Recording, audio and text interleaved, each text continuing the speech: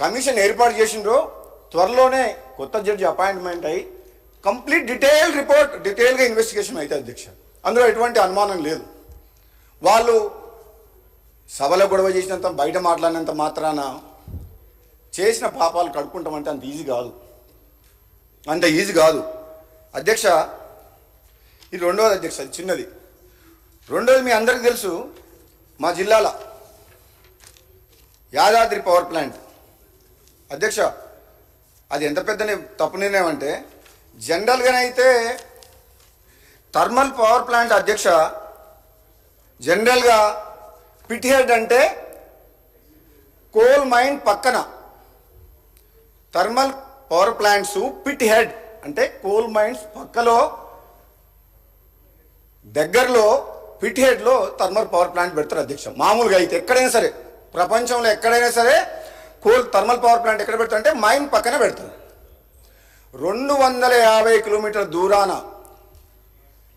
దామరచర్ల మిర్యాలగూడ దగ్గర ఆనాడు ప్రభుత్వం పవర్ ప్లాంట్ ఎందుకు పెట్టింది, అక్కడ పెట్టాలన్న నిర్ణయం ఎందుకు తీసుకున్నది ఇప్పటివరకు కూడా ముఖ్యమంత్రి గారు వివరణ ఇవ్వలేదు అధ్యక్ష. అది చాలా పెద్ద విషయం. ఎందుకంటే నేను ఆనాడు అసెంబ్లీలో ఉన్నప్పుడు, గత అసెంబ్లీలో చెప్పిన, 2018లో ఎమ్మెల్యేగా ఉన్నప్పుడు ఆనాడు సభలో చెప్పిన, ఓపెన్ మార్కెట్లో తక్కువ ధరకు కరెంటు దొరుకుతుంది, మీరు వేల కోట్ల రూపాయలు హై రేట్ ఎక్కువ రేటుకి ఇంట్రెస్ట్కి తీసుకొచ్చి ఈ పవర్ ప్లాంట్ కడితే వినియోగదారుల మీద ఎక్కువ భారం పడుతుంది, రాష్ట్రం కూడా అప్పుల పాలయ్యే అవకాశం ఉంది, దయచేసి ఆ యాదాద్రి పవర్ ప్లాంట్ విషయంలో మరోసారి పునరాలోచించాలని చెప్పిన అధ్యక్ష.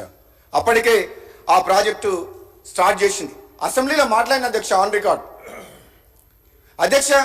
ఆ ప్లాంట్ అనుకున్న సమయానికి పూర్తి చేయలేదు, నిర్ణయము తప్పుడు ప్లేసు, టైం లిమిట్ 3 ఏళ్ళు అనుకున్నది, ఇప్పుడు 10 ఏళ్ళు అయిందా స్టార్ట్ చేసి, ఇప్పటి వరకు వినియోగంలోకి రాలేదు అధ్యక్ష. 24,000 కోట్ల రూపాయలు అనుకున్న ప్రాజెక్టు, 25,000 కోట్ల రూపాయలు అనుకున్న ప్రాజెక్టు కాస్ట్ 36,000 కోట్లకు పోయింది. 11,000 కోట్ల రూపాయలు ఆ ప్రాజెక్టు కాస్ట్ పెరిగిపోయింది డిలే అవ్వడం వల్ల. రెండోది అధ్యక్ష, అందులో కూడా బిహెచ్ఎల్కు 20,000 crores వర్క్స్, 20,000 కోట్ల వర్కులు నామినేషన్ బేసిస్లో ఇచ్చిండ్రు. తద్వారా దాని దగ్గర సబ్ కాంట్రాక్టులు వాళ్ళ మనుషులే. మిగతా బ్యాలెన్స్ వర్క్స్ మొత్తము జెన్కో ద్వారా కూడా విచ్చలవిడిగా, దానికి లెక్క లేదు, పత్రం లేదు, కాంట్రాక్టర్లకు ఇష్టం వచ్చినట్టు ఇచ్చిండ్రు. అది మంత్రి గారు ఒప్పుకున్నా, మాజీ మంత్రి ఒప్పుకోకున్నా, నాకు అర్థమైన విషయం చెప్తున్నా అధ్యక్ష, చాలా అంటే పారదర్శకత లోపించి ఒక ప్రాసెస్లో, కరెక్ట్ ప్రాసెస్లో మాత్రం టెండర్ ప్రక్రియ జరగలేదు, డబ్బులు పోయినాయి, అప్పుల పాలైంది, కరెంటు రాలేదు. మరి ఎవరు భరించాలి అధ్యక్ష? ఎందుకు అవసరం అధ్యక్ష? అది ఎంత లేటెస్ట్ టెక్నాలజీ వస్తుందంటే ఈ రోజులలో అధ్యక్ష, ఇప్పుడు కొత్తగా పవర్ గురించి ఎనర్జీ గురించి ఆలోచించే ఎవరు కూడా థర్మల్ వైపు మొగ్గు చూపిస్తలేరు. ముఖ్యంగా ఇంకో విషయం అధ్యక్ష, ఆ ప్లాంట్ పెట్టేటప్పుడు ఇంకో విషయం కూడా చెప్పిండ్రు. రాష్ట్ర పునర్విభజన చట్టంలో చాలా క్లియర్గా, యూపీఏ ప్రభుత్వంలో పునర్విభజన చట్టంలో ఉంది, రామగుండంలో 4,000 మెగావాట్ల పవర్ ప్లాంట్ ఏర్పాటు చేయాలని చెప్పి తెలంగాణ కోసం. అప్పటికి 1,600 మెగావాట్లు వచ్చిన తర్వాత మిగతా 2,400 మెగావాట్లు కూడా నిన్న కూడా కిషన్ రెడ్డి గారు మాట్లాడి ఈరోజు పేపర్లో చదివినా, అసలు మీకు కావాలన్నా ఇప్పటికి 4 సార్లు లేఖ రాసిండ్రు ఎన్టీపీసీ స్టేట్ గవర్నమెంట్కు. ఏమని? ఆ 2,400 పవర్ మెగావాట్స్ మీకు కావాలన్నా వద్దా, మేము ఇతర రాష్ట్రాలకు ఇవ్వాలన్నా అని.